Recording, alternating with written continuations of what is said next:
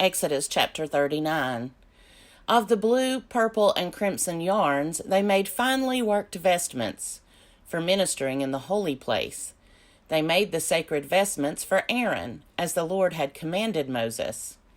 He made the ephod of gold, of blue, purple, and crimson yarns, and of fine twisted linen.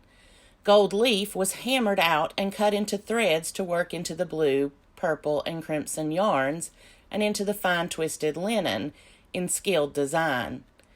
They made for the ephod shoulder pieces, joined to it at its two edges. The decorated band on it was of the same materials and workmanship, of gold, of blue, purple, and crimson yarns, and of fine twisted linen, as the Lord had commanded Moses. The onyx stones were prepared, enclosed in settings of gold filigree, and engraved like the engravings of a signet, according to the names of the sons of Israel. He set them on the shoulder pieces of the ephod, to be stones of remembrance for the sons of Israel, as the Lord had commanded Moses. He made the breastpiece, in skilled work, like the work of the ephod, of gold, of blue, purple, and crimson yarns, and of fine twisted linen. It was square.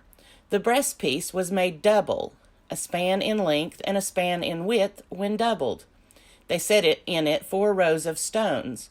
A row of carnelian, chrysolite, and emerald was the first row, and the second row a turquoise, a sapphire, and a moonstone, and the third row a jacinth, an agate, and an amethyst, and the fourth row a beryl, an onyx, and a jasper. They were enclosed in settings of gold filigree. There were 12 stones with names corresponding to the names of the sons of Israel. They were like signets, each engraved with its name, for the 12 tribes. They made on the breastpiece chains of pure gold, twisted like cords, and they made 2 settings of gold filigree and 2 gold rings, and put the 2 rings on the 2 edges of the breastpiece. And they put the 2 cords of gold in the 2 rings at the edges of the breastpiece. 2 ends of the 2 cords they had attached to the 2 settings of filigree.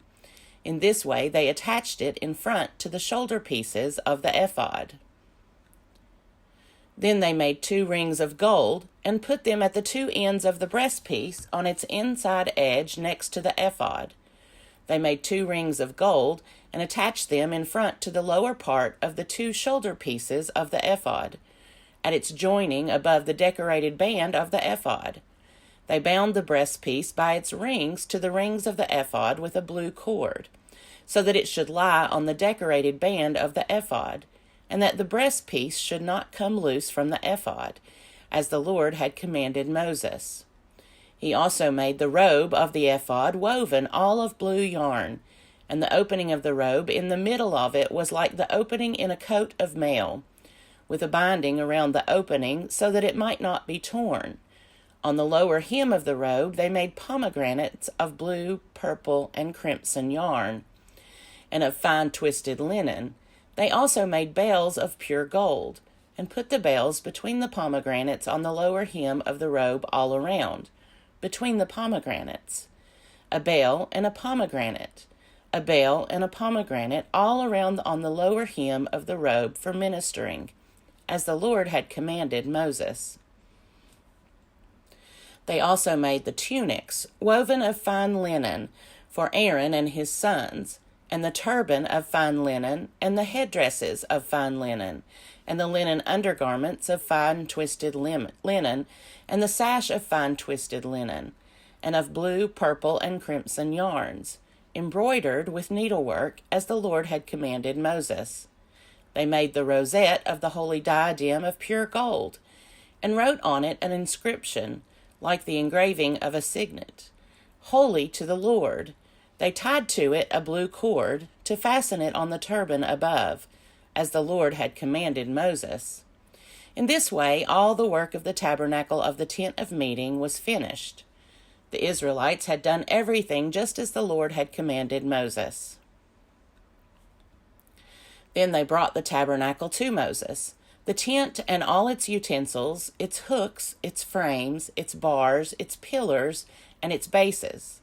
the covering of tanned ram's skins, and the covering of fine leather, and the curtain for the screen, the Ark of the Covenant with its poles and the mercy seat, the table with all its utensils, and the bread of the presence, the pure lampstand with its lamps set on it and all its utensils, and the oil for the light, the golden altar, the anointing oil and the fragrant incense, and the screen for the entrance of the tent, the bronze altar and its grating of bronze, its poles and all its utensils, the basin with its stand, the hangings of the court, its pillars and its bases, and the screen for the gate of the court, its cords and its pegs, and all the utensils for the service of the tabernacle, for the tent of meeting, the finely worked vestments for ministering in the holy place, the sacred vestments for the priest Aaron, and the vestments of his sons to serve as priests.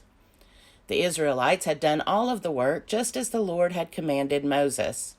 When Moses saw that they had done all the work just as the Lord had commanded, he blessed them. Exodus chapter 40.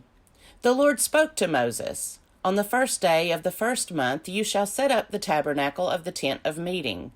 You shall put in it the ark of the covenant, and you shall screen the ark with the curtain. You shall bring in the table and arrange its setting, and you shall bring in the lampstand and set up its lamps. You shall put the golden altar for incense before the ark of the covenant, and set up the screen for the entrance of the tabernacle. You shall set the altar of burnt offering before the entrance of the tabernacle of the tent of meeting, and place the basin between the tent of meeting and the altar, and put water in it.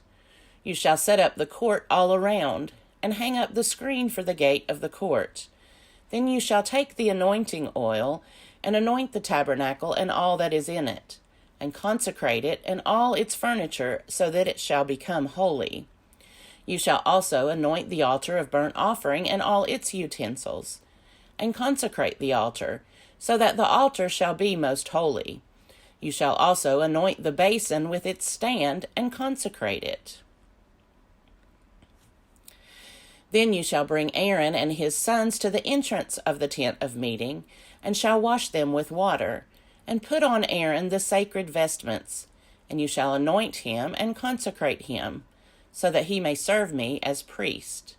You shall bring his sons also, and put tunics on them, and anoint them, as you anointed their father, that they may serve me as priests, and their anointing shall admit them to a perpetual priesthood throughout all generations to come. Moses did everything just as the Lord had commanded him. In the first month, in the second year, on the first day of the month, the tabernacle was set up. Moses set up the tabernacle, he laid its bases, and set up its frames, and put in its poles, and raised up its pillars. And he spread the tent over the tabernacle, and put the covering of the tent over it, as the Lord had commanded Moses. He took the covenant and put it into the ark, and put the poles on the ark, and set the mercy seat above the ark. And he brought the ark into the tabernacle, and set up the curtain for screening, and screened the ark of the covenant, as the Lord had commanded Moses. He put the table in the tent of meeting, on the north side of the tabernacle, outside the curtain, and set the bread in order on it before the Lord, as the Lord had commanded Moses. He put the lampstand in the tent of meeting, opposite the table on the south side of the tabernacle, and set up the lamps before the Lord, as the Lord had commanded Moses. He put the golden altar in the tent of meeting before the curtain, and offered fragrant incense on it, as the Lord had commanded Moses.